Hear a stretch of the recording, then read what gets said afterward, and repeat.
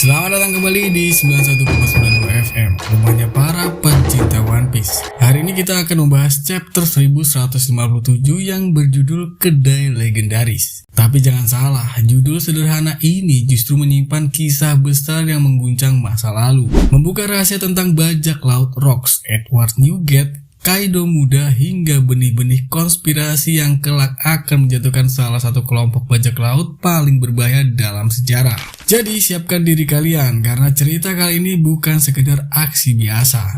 Ada sesuatu yang tersembunyi di balik setiap adegan dan bisa jadi itu adalah kunci masa depan dunia One Piece.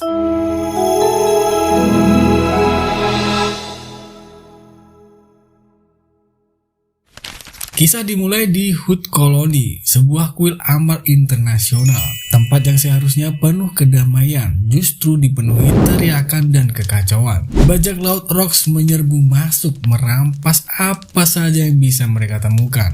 Namun yang mengejutkan, mereka justru terjebak di dalam kuil. Situasi tegang ini berubah drastis ketika tanah berguncang hebat. Dalam sekejap, kuil itu runtuh dan tenggelam ke dasar laut. Penyebabnya, seorang pria muda berambut pirang panjang dengan tubuh tinggi dan kekar berdiri di antara reruntuhan.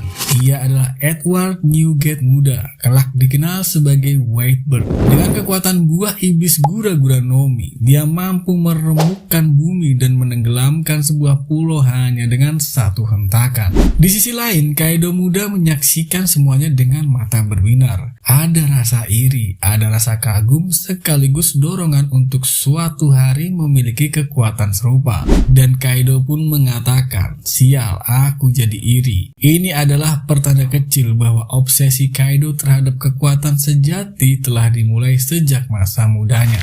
Tak lama kemudian, Rocks memberi perintah untuk segera meninggalkan tempat itu. Namun sebelum mereka benar-benar pergi, kapal angkatan laut tiba lebih cepat dari perkiraan. Newgate tampak heran bagaimana mungkin mereka bisa datang secepat ini. Rocks pun justru bersemangat, berteriak penuh gairah, seolah menikmati kekacauan yang terjadi, dan mengatakan tenggelamkan mereka, rampas semua harta mereka. Dan disinilah reputasi Rocks kembali dipertegas. Nama mereka bukan sekedar legenda, tapi kenyataan yang menggetarkan dunia. Dalam 2 tahun terakhir saja, kelompok Rocks sudah mencatat sejarah dengan tinta darah. Mereka menenggelamkan 76 kapal angkatan laut, membakar 14 pelabuhan penting, dan menghancurkan 5 kota hanya untuk menunjukkan bahwa tak ada yang bisa menahan ambisi mereka. Bukan berhenti di situ, mereka bahkan berani menggulingkan sebuah negara yang sudah berdiri ratusan tahun, menginjak-injak hukum dan melanggar pasal internasional puluhan kali tanpa rasa gentar. Setiap langkah mereka selalu meninggalkan jejak kehancuran, membuat dunia seolah tercekik oleh bayangan-bayangan kengerian. Sejarah mencatat periode itu dengan satu nama, Zaman Rocks. Sebuah masa di mana rasa takut bukan hanya menghantui rakyat biasa, tapi juga para bangsawan, kerajaan, bahkan pemerintah dunia. Hingga akhirnya badai kegelapan itu dipatahkan oleh dua sosok yang tak kalah legendaris, Goldie Roger dan Monkey the God. Cerita kemudian beralih ke dunia baru, tempatnya di NEC. Di sana Raja Harald tengah berdebat dengan angkatan laut. Dengan wajah penuh amarah, ia membela rakyat kecil yang sedang ditindas. Namun, angkatan laut berkata dingin. Negara yang tidak beraliansi dengan pemerintah dunia adalah tempat tanpa hukum. Penduduknya tidak pantas diperlakukan sebagai manusia. Kalimat kejam itu menjadi pemicu. Sebagai peringatan, salah satu penduduk desa ditembak mati di depan mata Harald. Mereka berharap Harald akan mundur. Tapi kenyataannya berbeda. Harald meledak dalam kemarahan, membawa senjata dan menyerang kapal angkatan laut. Namun dunia luar tidak pernah tahu kebenarannya. Berita yang beredar menyebut Harald menyerang angkatan laut tak berdosa. Jadi siapa yang sebenarnya licik? Angkatan laut atau mereka yang menulis berita itu? Kisah lalu berpindah ke Elbap, di sebuah bar bernama Ida. Terdengar tawa keras Rocks. Ia menertawakan Harald yang kini difitnah oleh pemerintah dunia. Dan situasi ini coba ia manfaatkan. Rocks mendekati Harald, menawarkan kesempatan. bergabung dengan dirinya melawan pemerintah dunia bersama-sama. Namun Harald menolak. Baginya masih ada harapan untuk berdamai dan beraliansi dengan pemerintah dunia secara terhormat. Penolakannya yang keras ini menunjukkan pendiriannya bahwa meski difitnah, ia tetap berpegang pada keyakinan. Adegan kemudian bergeser ke markas besar Angkatan Laut. Di ruangan besar yang penuh peta dunia dan laporan intelijen, terlihat Kong, Sengoku, Garp, dan Suru tengah duduk serius membahas situasi terbaru. Garp dengan gaya santainya tapi penuh keyakinan mengatakan bahwa jika mereka berhasil merekrut Harald ke pihak Angkatan Laut, maka keseimbangan dunia bisa berubah drastis. Menurutnya, kekuatan Harald bukan hanya soal fisik, tapi juga karisma yang mampu menggoyang seluruh Elbaf. Sengoku pun mengangguk setuju. Ia menambahkan bahwa Harald adalah sosok dengan pendirian yang kuat, bukan tipe orang yang mudah dipengaruhi. Justru itu yang membuatnya berbahaya sekaligus berharga. Jika berada di pihak Angkatan Laut, Harald bisa menjadi kunci perubahan besar. Namun suasana tegang mulai terasa ketika Suru angkat bicara. Dengan nada serius, ia membocorkan gosip yang beredar. Rox sedang berusaha merekrut Harald. Kabar itu membuat ruangan seketika hening. Kong lalu memecah kesunyian dengan suara tegasnya. Jika Harald benar-benar memilih bergabung dengan Rox, maka segalanya akan berakhir. Mustahil pemerintah dunia bisa menghadapi mereka. Bayangkan saja, Rox dengan kekuatan destruktifnya yang sudah legendaris, lalu ditambah Harald dengan pengaruh besar di Elbaf. Dunia bisa runtuh lebih cepat dari yang kita kira.